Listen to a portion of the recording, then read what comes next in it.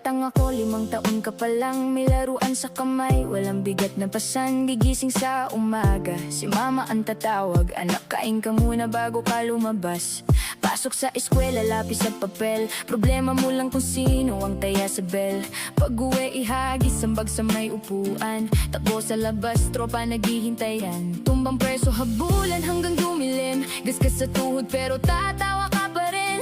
Pag tinawag ni mama, anak, gabi na. Uuwi kang pawisin pero masaya ka. Walang bills, walang utang, walang deadline. Walang kaya ko pa ba na tanong every night. Kaya batang ako, may sasabihin lang. Kung kaya mong manatili, dyan ka lang, dyan ka lang. Huwag ka munang lumaki, huwag kang magmadali. Sa mundong di madali, maglaro ka lang hanggang tawagin ni mama. Matulog kang mahimbing, bukas laro na naman. Dyan ka lang, huwag kang pumunta rito. Masyadong mabigat ang mundong kinalalagyan ko. Akala mo masaya kapag malaki ka na, pero kung pwede lang, babalik ako dyan. Dati gusto kong tumanda ng mabilis. Gusto kong may pera, sariling desisyon at isip. Ayaw kong pinapagalitan, ayaw kong inuutosan. Nakala ko kalayaan ang sagot sa lahat. Ngayon malaya nga pero pagod naman. Bawat araw parang may bagong kailangang labanan. Bayarin sa mesa, problema sa isip. Kahit gusto mong huminto, bawal kang umidlip. Ngayon naiintindihan ko na si Papa. Bakit tahimik minsan habang kumakain sa mesa?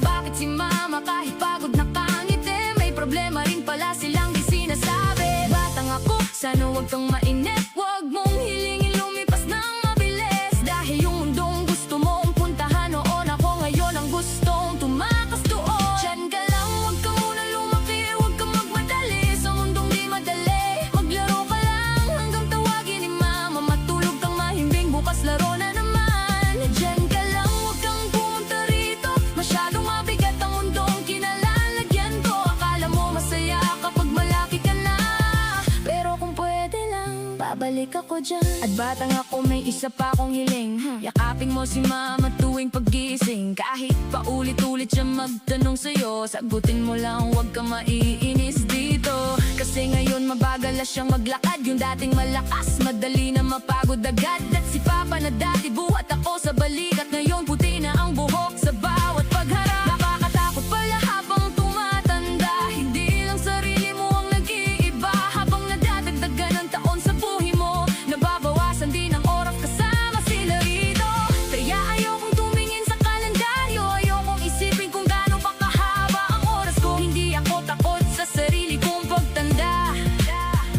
Ang kinakatakot ko, tumanda sila nang wala na ako sa tabi nila. Batang ako, kapag tinawag ka ni mama, huwag mong sabihin mamaya, puntahan mo siya. Kapag si Papa gusto kang isama, sumama ka lang kahit saan pa yan. Kasi darating ang araw, ikaw ang tatawag at hihilingin mo marinig ulit ang kanilang sagot. Darating ang araw na kahit anong yaman mo, isang lumang hapunan lang, kasama sila ang hahanapin mo.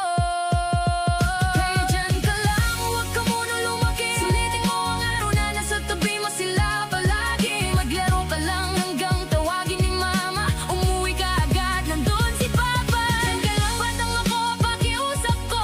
Huwag kang magmadaling mapunta sa mundo ko.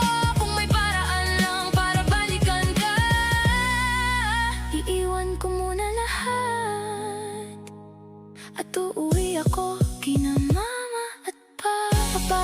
Gusto ko ulit ng 5 piso sa bulsa. Gusto ko ulit ng laruan ng problema. Gusto ko ulit marinig, anak, matulog ka na.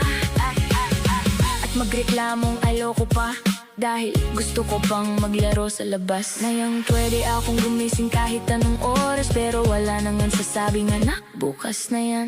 Ang hirap palang makuha lahat ng gusto mo, kapag ang gusto mo na lang